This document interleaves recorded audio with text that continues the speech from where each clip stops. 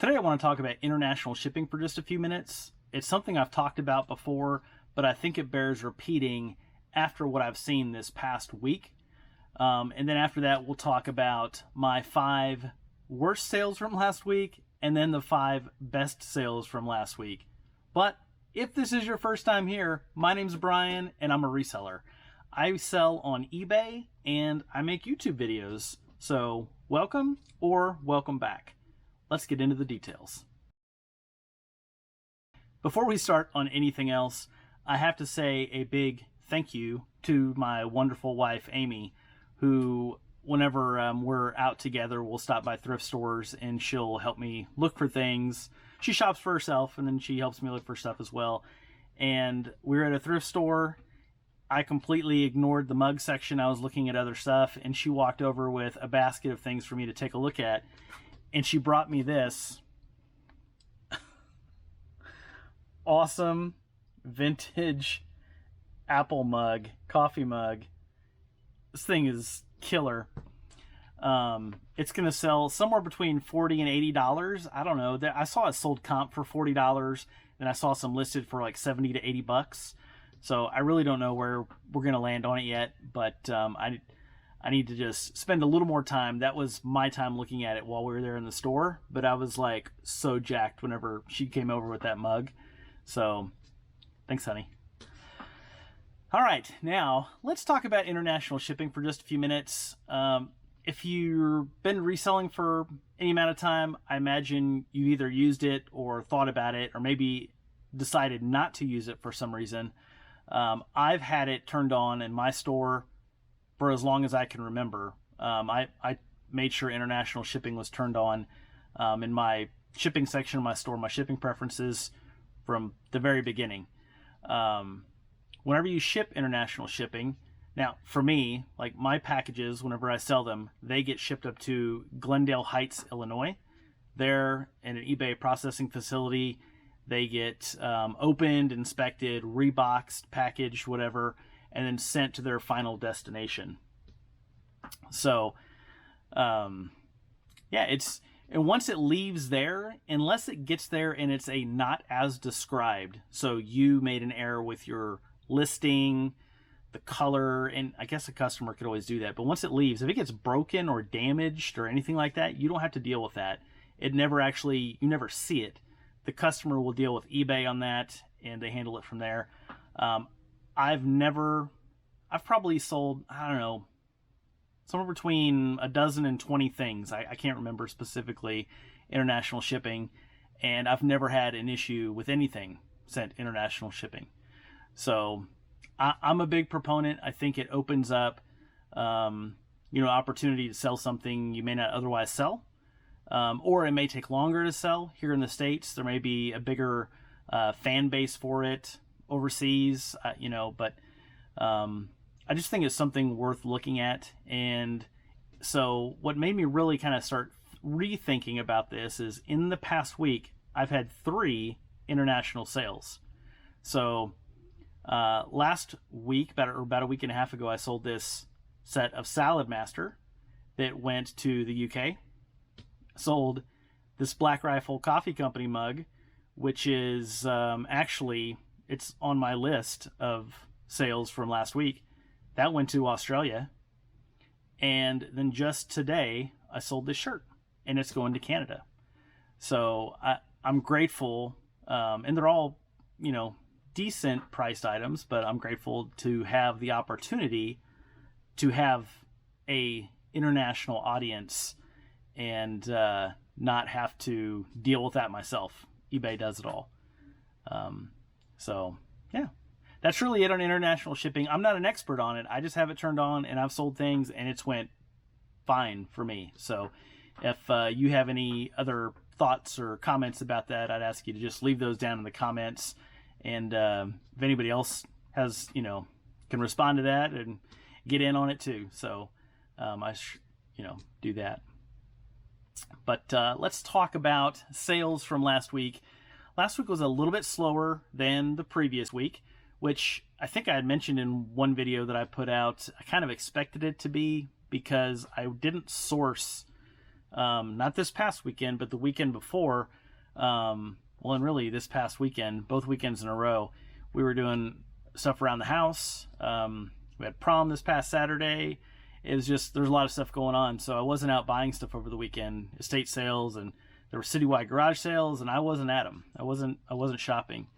So I do have inventory to list, and I've been shopping a little bit during the week, but the big weekend times I've not been out shopping. So I did sell 23 items last week total for total sales of $742.89. Sorry, 99 cents. $742.99 after all of the, and that's inclusive of item sales and shipping revenue. And then once you take out shipping expense, you take out platform fees, promotional fees for promoted listings, anything else in there, I made a pre-tax profit of $269.27. That's a 36% profit margin. It's a pretty big dip from the prior week. The prior week, I had sold some very high dollar items that I got really good deals on. So I really want to be in that. I want to be at 45% really. But I sold a lot of lower value items this past week. I sold, a fair amount of stuff on offers. So just kind of really dug into the profit margin. And then I sold a couple personal items, which zero out my profit margin. So that kind of dings it as well. So just all kind of played a factor in there. I did make $20 on shipping last week, which definitely helps, more than pay for any shipping supplies I used. Just because my cost of shipping supplies is very, very, very, very low. So I don't even know. I might spend $20 a month, maybe, in shipping supplies, but probably not. The number one profit source last week was thrift stores. I've been hitting a lot of thrift stores, a lot of Goodwills. There's a few independents around here I go to. 7 items drove 55% of last week's profit. So we'll get into that. You'll get to see that in the best sales today. Some of that will make sense. And then 14 of the 23 items were sold on promoted listings. 14 of the items were sold on an offer. And kind of crossover between the two, I had 7 double dips. So 7 items that were sold on a promoted listing and on an offer. And that could be an offer that I sent to a buyer, or buyers sent to me through a message, or sent me a best offer. Could be any number of things like that. I did not run a sale last week. I wanted to see, coming off of the previous weekend, what that would look like.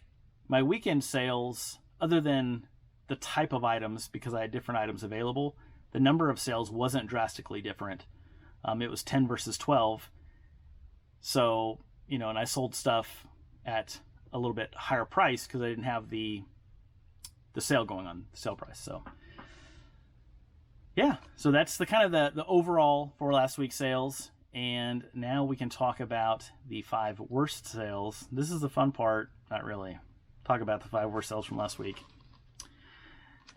And these are items, so the 5 worst, some of these, the margins are okay, but I just rank them in order of pre-tax profit dollars. So I look at the 5 on the bottom, and I look at the 5 on the top. Sometimes the margins on the stuff on the top isn't great, but the dollars are good, the pre-tax profit dollars. So let's take a look at the 5th worst sale from last week. Is this Beer Hunter camo ball cap. Comes with a bottle opener on it. This is the last one of these I had. I had 4 of them to begin with. I bought these at a Love's gas station, and I've got a handful of other hats I bought there as well. I bought them all for 95 cents a piece, including tax, on a clearance. They had a little clearance basket out by their clothing and CB radios and all that stuff in that section of the store. And I thought they looked really unique and kind of funny, and so I bought them all and sold them. Yeah, I paid 95 cents a piece. I sold it for $9.89 plus shipping.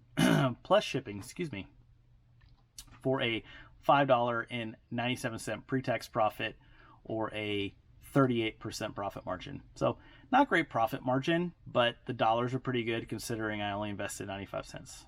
So I'd buy those again just because they're brand new. and it was a multi-quantity listing. I had 4 of the same thing.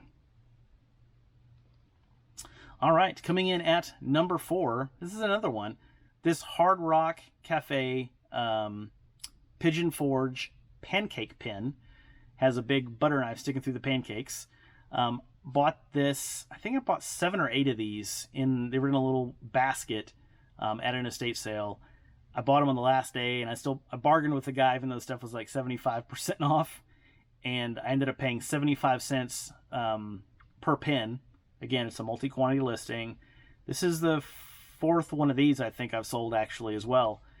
Paid 75 cents, sold it for $7.42 plus shipping on an offer for a pre-tax profit of $4.73 or 41% profit margin. I may actually adjust my price because as I look back on it, all of them that I've sold have been on an offer, either to me or from me, for I think $7.42. So it's been a consistent price point that people seem willing to pay for that particular pin. Let's see, the third worst. This is the second pair of these I sold. This is interesting. This the first 3 items, they were all multi-quantity listings. So this one, I had 2 of these shade control clip-on yellow glasses. They're good for low light or nighttime driving. They're good for people who are do shooting sports. They usually wear the amber lenses for better vision. So you can just clip these on over your regular glasses.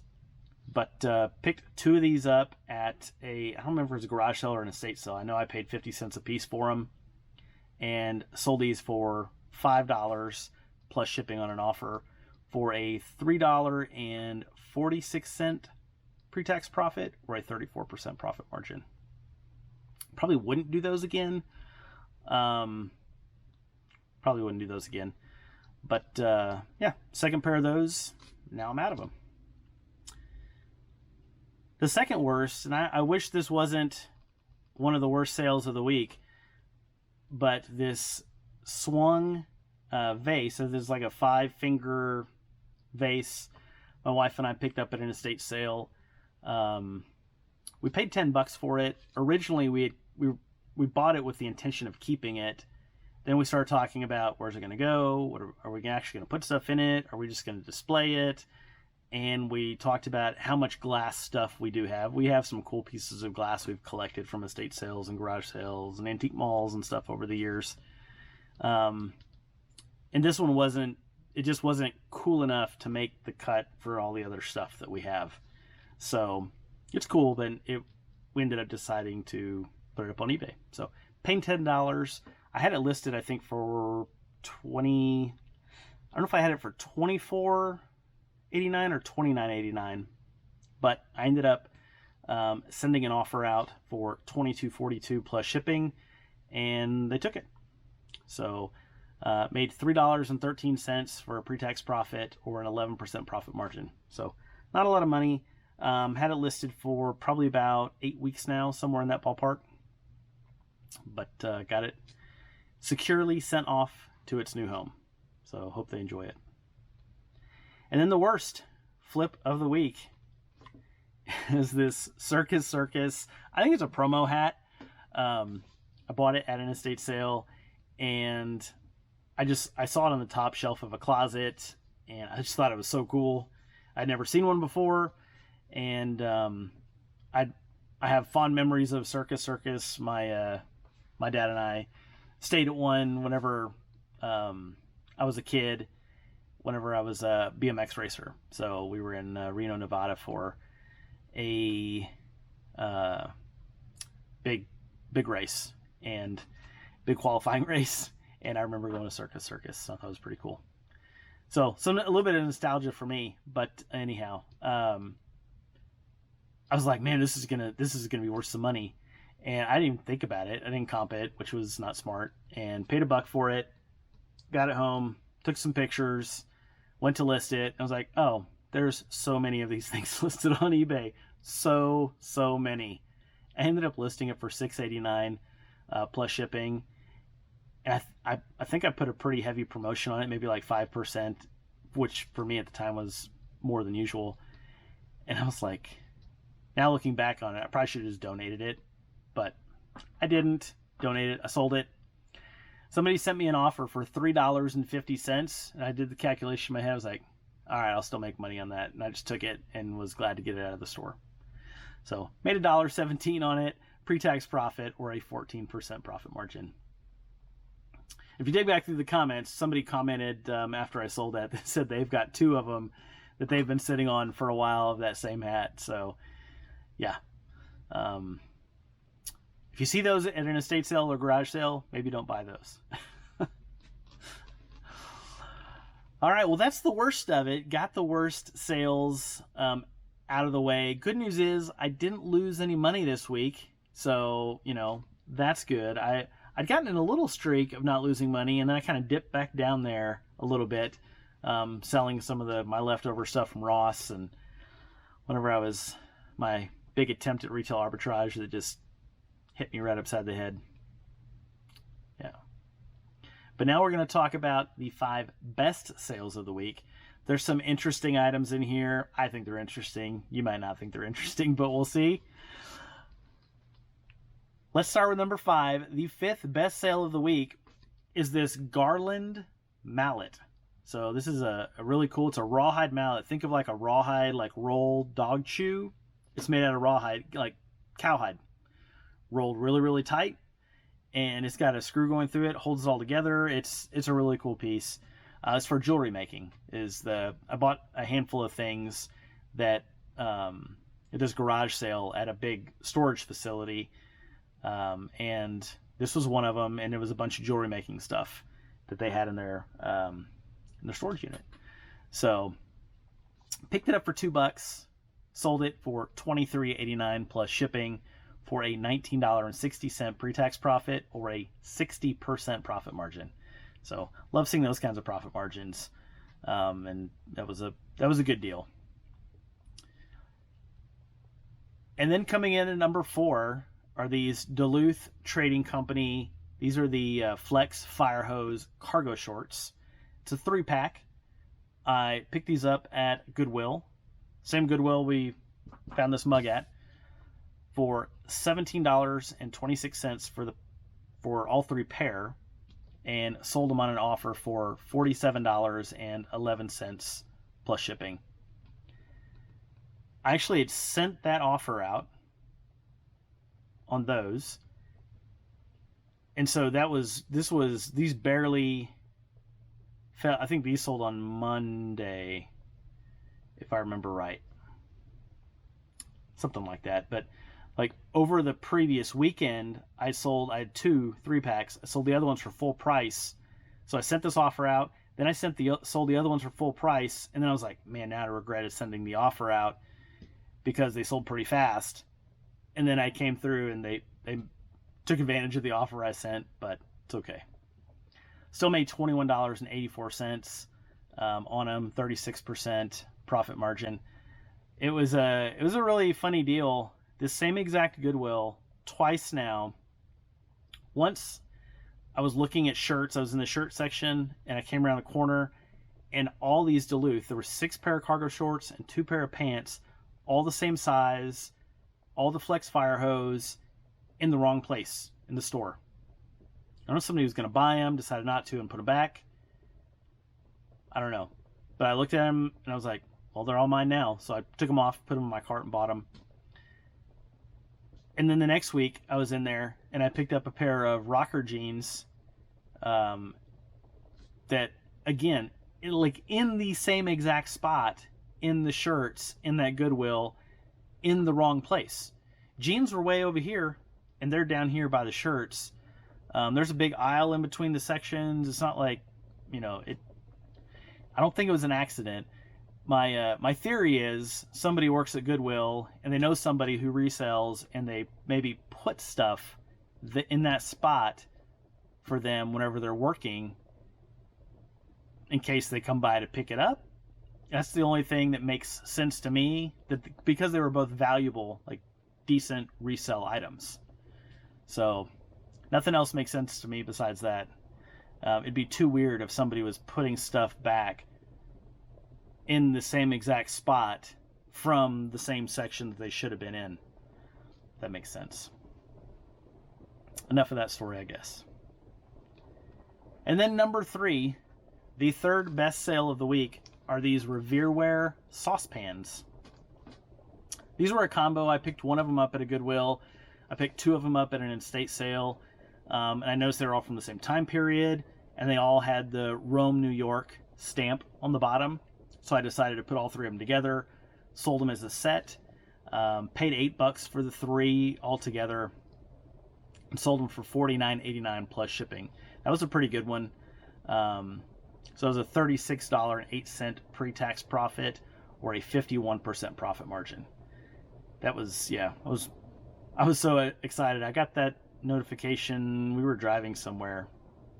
I was like, I just sold those saucepans. My wife's like, I don't even know what you're talking about. So I was like, look at my phone. So, all right. And then coming in at number 2, it's one of those international sales. This mug, this Black Rifle Coffee Company mug with the cat on top of the M16 or AR-15. Probably an M16 if it's military. But picked it up at Goodwill for $1.20 and sold it for $49.89 plus shipping. And that went to Australia. So first it went to Illinois.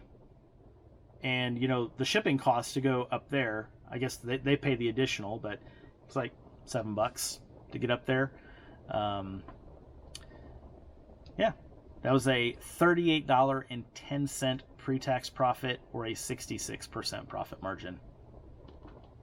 If I can find the link, I'll find the link to her videos, but the reason I started paying attention to coffee mugs is I came across videos from Pish, Posh, Reselling, and she's got a couple different videos she did specifically on mugs where she's comping them and showing different stuff, and that's why I started paying attention to mugs. So thank you, Pish Posh.